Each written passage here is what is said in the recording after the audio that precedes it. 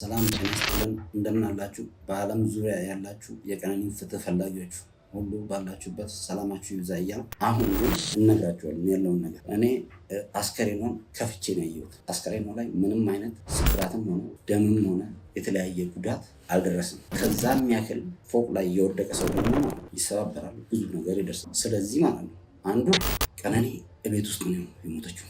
እቤት ውስጥ ሞታ ነው አቅፈው መሬት ጥለው አወርደው እንደዚህ ሞተች፣ ራሷን ጣለች የሚሉት እንጂ እሷ እንደዚህ አይነት ሀሳብ ላላቸው ሰው እንኳን መድኃኒት ነች። አስከሬኗን አስከፍቼ ያየሁት ምንም ነገር እላዋ ላይ ጉዳት አልደረሰም፣ በቤት ውስጥ ነው ያረፈችው የሚል ኮንክሉዥን ላይ ነው የደረስነው። ሲቀጥል ደግሞ ማለት ነው እንደዚህ አይነት የውሸት ፕሮፓጋንዳ እየተነዛ ህዝቡ ወዳልሆነ አመለካከት እንዲሄድ መደረግ የለበትም። ሰላም ጤና ይስጥልን ውድ የቻናላችን ቤተሰቦች፣ ዛሬ ደግሞ አዲስ እና ሰበር መረጃ ወደ እናንተ መጥተናል። ዛሬ እንግዲህ በዚህ ጉዳይ ላይ ነው እስከ ፍጻሜው ማውራችሁ። በዚህ ቻናል አዲስ ከሆናችሁ ቻናላችንን ሰብስክራይብ በማድረግ የደወል ምልክቷንም በመጫን ሀሳብ አስተያየታችሁን ደግሞ ሀሳብ መስጫ ሳጥን ላይ እንድትጽፉ በታላቅ አክብሮት ጠይቃችኋለሁ። ዛሬ ወደ ያስኩላችሁ ቪዲዮ አልፋለሁ። እስከ ፍጻሜው ተከታተሉኝ፣ አብራችሁኝ ቆዩም። ብዙዎቻችን እንደምናውቀው ኢትዮጵያ ውስጥ ያለ የፍትህ ፈላጊ ቁጥር ከቀን ወደ ቀን እየጨመረና የልጄ ጉዳይ የት ደረሰ፣ የእህቴስ፣ የጓደኛዬ፣ የወንድሜስ ጉዳይ ምን ላይ ደረሰ የብዙዎቻችን ጥያቄ ሆኖ ይከርማል። ፍትህ ኢትዮጵያ ውስጥ ለማግኘት እጅግ ፈታኝ ነው። አንዴ በደል አይደርስባቸው እንጂ ቀጥሎ ከበደሉ ቀጥሎ የሚመጣውን የፍትህን ጉዳይ ለማየትና ለማወቅ ውጤት ለማግኘት የሚደረገው ትግልና ትንቅንቅ እጅግ ፈታኝና ዋጋ የሚያስከፍል ይሆናል። እውነትም ኢትዮጵያ ውስጥ ፍትህ አለ ወይ? የብዙ ኢትዮጵያውያን ጩኸትና ክርክር ነው። ብዙ ጊዜ ሶሻል ሚዲያዎች ላይ እንደምናውቀው አንድ ነገር ይራገብና ጊዜ በኋላ ደግሞ እጅግ ዋጋው ሲያጣና ተመልሶ ቼክ እንኳን የሚያደርግ ሰው ሲጠፋ ብዙዎቻችን ያየነውና የሰማነው ጉዳይ ነው። ኢትዮጵያ ውስጥ አንድ ነገር አይድረስብህ እንጂ ከደረሰብህ በኋላ ማንም እኔ ያለሁልህ የሚል የለም፣ ዋጋ መክፈል ይሆናል ብሎ ብዙ ሰዎች ካመኑ ሰነባብቷል።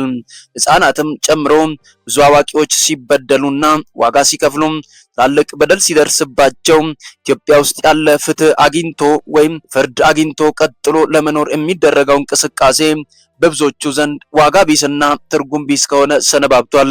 እንትና ሆነ፣ እንደዚህ ሆነ፣ እንትና ሞተ፣ እንትና ተገደለ፣ እንትና በዚያ በኩል እንዲደረሰበት የሚለውን ዜና መስማት ለኛ እጅግ አዳጋች ወይም አስገራሚ ሆኖ ከመታየቱም አለፍ ብሎም የተለመደ ጉዳይ ሆኖ ሰንብቷል። ማንም እንደራሱ ጉዳይና እንደ ተራ ነገር አሊቶት አልፎት ያልፋል፣ አልፎትም ጥሎት ይሄዳል። ምንም ጉዳዩ እንዳልሆነ እየተለመደም ይገኛል። ምክንያቱም ኢትዮጵያ ውስጥ ይሄ ነገር ከተለመደ እኮ ቆይቷል ማለት ከሰነባበተ እጅግ ረጅም ቀናቶችና ወራቶች፣ አመታቶች ተቆጥሯል። ኢትዮጵያ ውስጥ ፍትህ ማግኘት እጅግ ፈታኝ ነው ሲሉ ብዙዎቹም ይደመጣሉ። የአንዳንዳችን ጓዳ ተንኳኩቷል በዚህ ጉዳይ። ዛሬ ደግሞ ከቀናቶችና ከተወሰነ ጊዜ በፊት አንድ ነገር ተፈጠረ። የቀነኒ ጉዳይ ብዙ ኢትዮጵያውያንን አስለቀሰ። ህዝቡም ጉዳዩን ሲሰማ በእንባ ተራጨ። ብዙዎቻችን ልባችን ተሰብሮ ጉዳዩን አየን፣ አለቀስን። ህዝቡ ያስለቅስ የነበረው ይሄ የሞቷና የመጥፋቷ ጉዳይ ሳይሆን ቀጥሎ ማን ይሰማቸዋል ቤተሰቡን? ማንም እንደተለመደው የፈለገውን ነገር አድርጎ የደረሰባት ነገር ያለ ፍትህ ይቀራል የሚለው እንባ ብዙዎችን አስለቀሰ። ገና ወጣት ነች፣ ሮጣ አልጠገበችም። ብዙ የሚጠበቅባት ነገር አለ። የብዙዎቻችን ለቅሶ ነበር። ብዙዎቻችን ልባችን ተሰብሮ አዝነን፣ ነገ ደግሞ የእያንዳንዳችን ጓዳ በዚህ ጉዳይ መንኳኳቱ አይቀርም። ዛሬ ደግሞ እሷ ላይ የደረሰ ነገ ልጄ ላይ ሊደርስ ይችላል የብዙ ሰዎች ስጋትና ለቅሶ ነበር። ብዙዎቻችን በዚህ ጉዳይ ላይ አልቅሰናል። ቤተሰብ በእንባ ተራጭቷል። ዘመድ ወዳጅ አዝማድም ሳይቀር እያንዳንዱ በእንባ የተራጨበት ጉዳይ ነው። የቀነኒ ሞት ዝም ብሎ ሞት አልነበረም። ብዙ ዋጋ ከፍላለችም። ለፍቅር የሚደረግ መስዋዕትነት ልቧን ሰብሯል። እጅግ ብዙ ዋጋዎችን ከፍላለችም። ሁላችንም የምናውቀው አንዳንድ ፎቶዎችና ቪዲዮዎች ሲወጡ ደግሞ ልባችን እጅጉን ተሰበረ። ህዝቡ በእንባ ተራጨ። ሁላችንም ያንን አይተንና ሰምተን አልቅሰን ካለፍን ወራቶች ተቆጥረዋል። አዲስ ዓመትም ተቆጥሮ አልፏልም። አንዱዓለም ጎሳን እና የህዝቡ ውዝግብ ውዝግብ እንደዚህ ነበር። አንዱዓለም እኔ አልገደልኳትም ይላል። ህዝቡ ደግሞ በማስረጃና በመረጃ ደግሞ ይከራከሩታል። የሚወጣው ፎቶና ቪዲዮ ብዙ ማስረጃዎች እንኳን ቢሆኑም አንዳንድ ጊዜ የሚወጡ ነገሮችን ገዳዊ ወይም ባለቤቱ ካላመነ ማን በዚህ ጉዳይ ያምንበታል? የብዙዎቻችን ጥያቄ ሆኖ ይከርማል። አንዱዓለም ጎሳ እንደዚህ ይላል። እኔ እማቀው ነገር የለም። ፍቅር ግንኙነት ነበረን፣ ብዙ አንድ ላይ ለማሳለፍ ሞክረናል። ነገር ግን እኔ አልገደልኳትም። ህዝቡ ደግሞ አንተን የገደልካት የሚል ክርክርና ማስረጃ ይዞ ያፋጥጠው ጀመር። ነገር ግን የኋላ ፖሊስ ደግሞ ጉዳዩን ለማጣራት የህዝቡን ክርክርና ውዝግብ ለማርገብ ደግሞ እስር ቤት እንደተገባና ጥቂት ከታሰረ በኋላ ደግሞ ይህ ጉዳይ የደረሰ ሳይባል እንደቀረ ብዙዎቻችንም የምናውቀው ጉዳይ ሆኗል።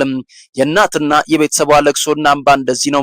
እኔ ልጄን እፈልጋለሁ፣ ነገር ግን ልጄ ደግሞ ለአንዴና ለመጨረሻ ላትመጣ አሸልባለች። ስለዚህ ቀጥሎ ደግሞ ማየት የምፈልገው ፍትህ ነው የሚል የእናቷ እንባ ሚዲያውን ተቆጣጥሮ ሲያስጨንቅም ነበርም። ሁላችንም በጓዳዎቻችን የእናቶችን እንባ ስናይ እናለቅሳለን። ተከትለን ደግሞ ልባችን ተሰብሮ ምን አለበት ፍትህ ወጥቶላቸው ቢሆን የሚል ጥያቄና ክርክር ደግሞ ይዘን እንቀርባለን። የእናቷ ለቅሶ እጅግ ልብ ሰባሪ ነው። የቤተሰቧ ለቅሶ አባት በአቅሙ ሲያለቅስ የሰማነውና ያየነው ጉዳይ ነው።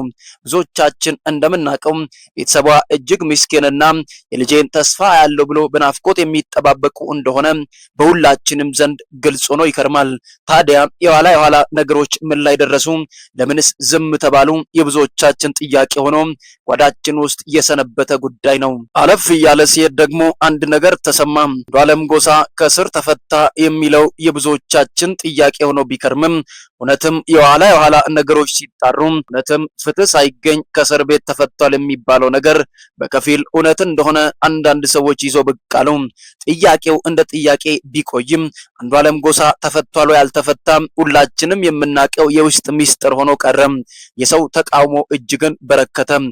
እውነትም ተፈቷል፣ በከተማ ውስጥ እየተንቀሳቀሰ ነው፣ ወደ ዘፈኑ ወደ ሙዚቃው ዓለም እየተመለሰ ነው የሚሉ ሰዎች ተበራከቱ። በዚያ መካከል ነገሮችን ለማጤን ሞክረንም የሚወራው ነገር በከፊል እውነት እንደሆነ እርግጠኛ የሆኑ መረጃዎችን ይዞ የመጡ ሰዎች ሚዲያው ላይ ሲንቀሳቀሱ ታዘብን። ነገሩ እጅግ ይገርማል። ፍትህ ተገኝቶ ወይስ ልጁ ዝም ብሎ ተፈታ? የብዙ ሰዎች ጥያቄ ሆኖ ከረመ። ነገር ግን የኋላ አንዱዓለም ጎሳ እኔ አልገደልኳትም፣ ራሷ ከጊዜ በኋላ ሞታ ሊሆን ይችላል የሚል ጥያቄ ተነሳም። ነገር ግን የኋላ ነገሮች ሲታዩ እውነትም አንዱዓለም ጎሳ ካልገደላት ማን ገደላት ቀነኒን? የብዙ ሰዎች ጥያቄ ሆኖ በየጓዳው ቀረም።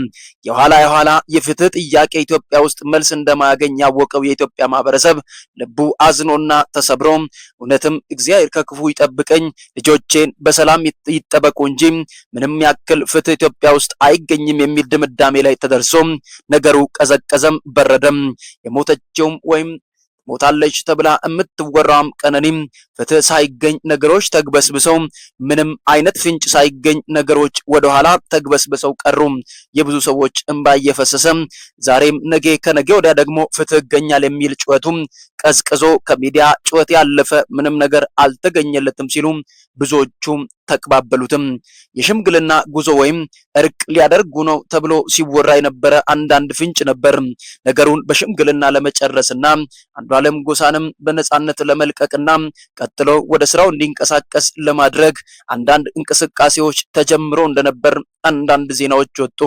ምክንያቱም ሽምግልና አንዳንድ ሁኔታዎችን ይፈታል። ብዙ ዋጋ እንኳን ተከፍሎበት ቢሆንም አንዴ ያለፈችው አልፋለች። ቤተሰብና ዘመድ አዝማዶቿ ተሰብስበው ከአንዱዓለም ጎሳ ጋር እኔ ባልገላትም እንኳን ለናንተ ስል እኔ ገድያታለሁ ብዬ ሐሳብ ልቀበልና ነገሩን በሽምግልናና በእርቅ ልጨርስ የአንዱዓለም ጎሳ ሐሳብ ሆኖ መጣ። የአንዱዓለም ቤተሰብም ልጃችሁን አልገደለም፣ ነገር ግን በዚህ ሁኔታ ከምንቀጥል በእርቅ እንጨርስ የሚል ሐሳብ እንዳነሱና ያ እርቅ ጉዳይ ደግሞ ብዙ ሽማግሌዎችን ያስማማ ቢሆንም መላው የኢትዮጵያ ሕዝብ እንዴት በዚህ ልክ እኛ እንወርዳለን? እስከ ወዲያኛው ቢፋለሙና ፍርድ ቤት ቢካሰሱም ፍትህ ቢያዩ የሚል ሰው ተበራከተ። ሽምግልናው አይጠቅመንም፣ ምክንያቱም ለልጆቻችን ነገ ምን እናስተምራለን? እስከ ወዲያኛው ድረስ በፍርድ ቤት ይካሰሱ የሚል ሰው ተቃውሞ በዛ። አሁናዊ ሁኔታ ይህንን ይመስላል። አንዱ ዓለም ባልገላትም እንኳን ልጃችሁ አልፋለችም፣ ከኔ ጋር ፍቅረኛ ነበረች፣ ነገር ግን ጉዳዩን ለምን በሽምግልና አንጨርስም የሚል ሀሳብ አንስቷል። እናንተ ደግሞ ይህንን ጉዳይ እንዴት ታዩታላችሁ? በስተመጨረሻ ጉዳዩ በሽምግልና ይለቅ ወይ? ሀሳብ አስተያየታችሁን ኮሜንት ላይ አስቀምጡም። ውድ የቻናሌ ቤተሰቦች ፍትህ ማጣት እጅግ ልብ ሰባሪ ነው።